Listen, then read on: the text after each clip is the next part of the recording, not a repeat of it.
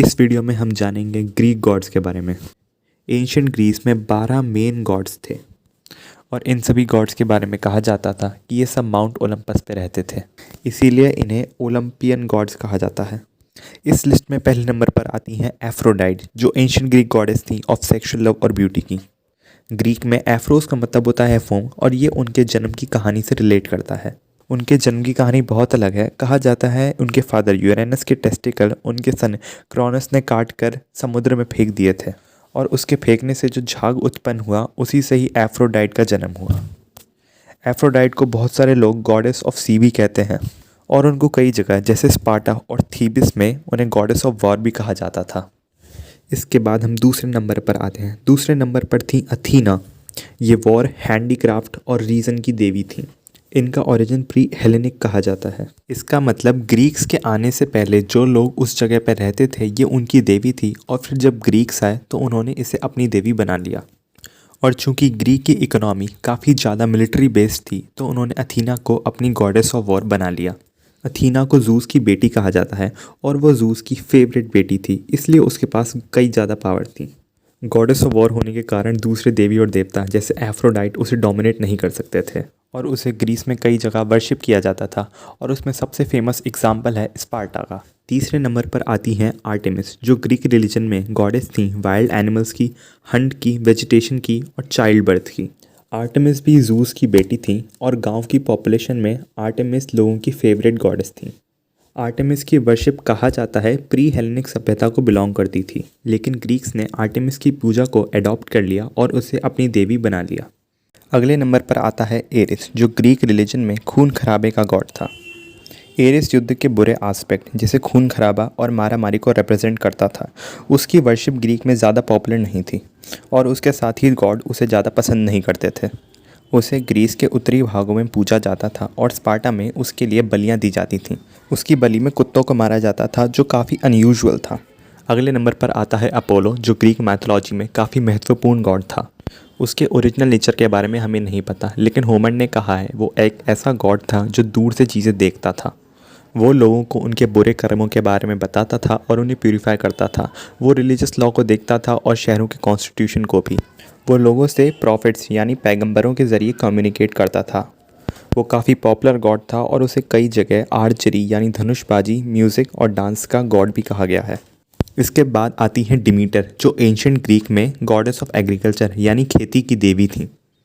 Homer ने उन्हें अपने एपिक्स में रेयरली मेंशन किया गया है, लेकिन जहाँ भी वो अपीयर हुई हैं उन्हें वहाँ अन्न की देवी का दर्जा दिया गया है। डिमीटर को हेल्थ, बर्थ और मैरिज यानी स्वास्थ्य, जन्म और शादी की देवी भी कहा गया है।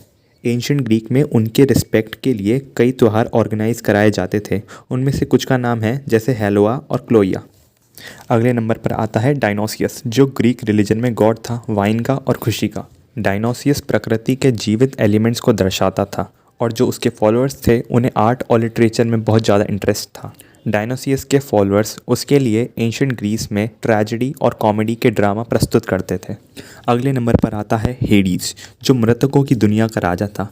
एक तरीके से हम उसे हिंदू माइथोलॉजी के यमराज से कंपेयर कर सकते हैं, लेकिन हेडीज अपना काम लगन से नहीं करता था। उसका काम वहाँ पे आई हुई आत्माओं के कर्मों को जज करना था और जो भी उन्होंने बुरे कर्म किए उसके मुताबिक उन्हें दंड देना था। उसको ग्रीक कल्चर में उसके 3 सिर वाले कुत्ते सेरेब्रस के साथ दर्शाया गया है। अगले नंबर पर आती है हेरा, जो एंशियंट ग्रीक रिलीजन में जूस की सिस्टर और वाइफ दोनों थीं। हेरा को एंशियंट ग्रीस के हर हिस्से में पूजा जाता था और उन्होंने ग्रीक लिटरेचर में एक बहुत ही महत्वपूर्ण भूमिका निभाई थी। उन्हें ग्रीक लिटरेचर में एक ईर्ष्यालु महिला के तौर पर दिखाया गया है। वो उन महिलाओं को हेट करती थी जिन्हें उसका पति जूस पसंद करता था।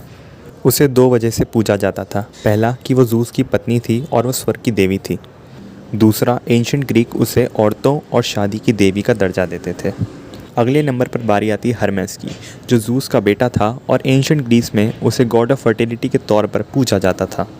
लिटरेचर और कल्ट दोनों में हर्मेस को भेड़ बकरियों की रक्षा करने वाला बताया गया है, इसलिए उसे प्रकृति की देवी के साथ एसोसिएट किया जाता है।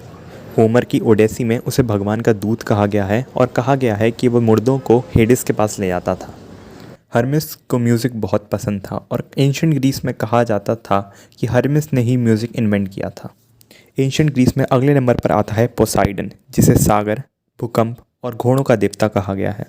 पोसाइडन का मतलब या तो हस्बैंड ऑफ अर्थ होता है या फिर लॉर्ड ऑफ अर्थ। पोसाइडन के पास एक त्रिशूल जैसा वेपन था जिसे हम ट्राइडेंट कहते हैं। वो इसका इस्तेमाल अपने एनिमीज़ के खिलाफ करता था। पोसाइडन को अर्थ शेकर और स्टेबलाइज़र यानी भूमि को हिलाने वाला और स्टेबलाइज करने वाले के तौर पर भी पूजा जाता है। घोड़ों के देवता होने के कारण उनके पास कई घोड़े थे और उसमें से सबसे फेमस पंख वाला घोड़ा पेगासस था। उसको ग्रीक आर्ट में सबसे ज़्यादा सागर के देवता के तौर पर प्रस्तुत किया जाता था और उसके सम्मान में ग्रीस में कई फेस्टिवल भी होते थे, जिसमें से एक का नाम था इस्टमिया। और आखिरी नंबर पर आता है जूस, जो ग्रीक रिलीजन का सबसे इम्पॉर्टेंट गॉड था और उसे आसमान और वेदर का गॉड कहा गया था। कहा जाता था कि जूस ही बिजली, चमक, बारिश और हवा भेजता था और उसका वेपन थंडरबोल्ट यानी वज्र था।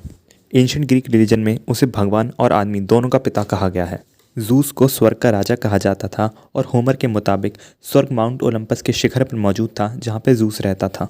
माउंट ओलंपस ग्रीस में सबसे ऊंचा पर्वत था और कहा जाता था जूस वहाँ से दुनिया के अफेयर्स देखता था। एंशिएंट ग्रीस में जूस को सर्वशक्तिशाली कहा गया था और देवताओं में सबसे ऊंचा दर्जा दिया गया था, लेकिन उसे कई बार लोकल देवी देवताएं जैसे हीरा और अथीना उसे चैलेंज करते थे।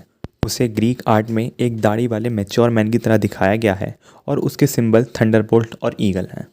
तो दोस्तों, ये सब देवी और देवताएं ग्रीक पैंथियन का हिस्सा थीं और इन्हें ओलंपियन गॉड्स कहा गया था। मैं आशा करता हूँ इस वीडियो ने आपकी मदद करी हो और अगर आपको ये वीडियो अच्छा लगा तो लाइक और सब्सक्राइब करें। Thank you very much.